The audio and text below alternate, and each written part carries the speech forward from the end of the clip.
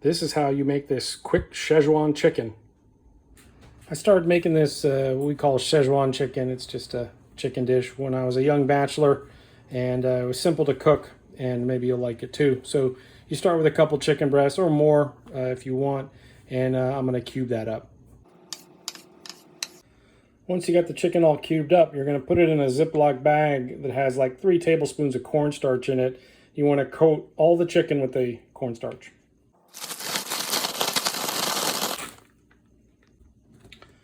For the sauce, I'm going to put in 5 tablespoons of soy sauce,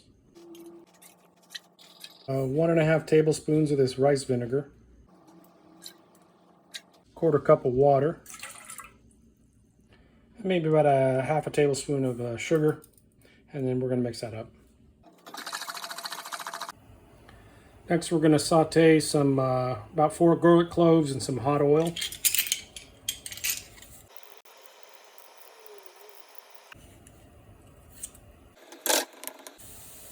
Once the garlic's cooking here, we're going to dump in all our coated chicken.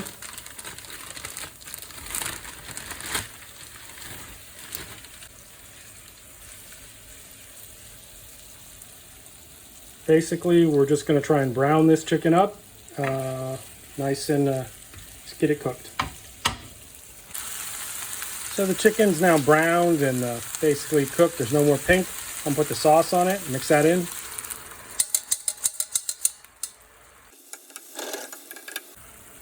For just a little more flavor, I put a little cayenne pepper on it. Not too much, just enough, a little zing. I'm going to cover this and let it cook for like 3-5 minutes till the cornstarch starts to react. So after a few minutes, you're going to have the sauce start to thicken up. That's what the cornstarch did. It smells good, the color's good, and it should be fully cooked by now.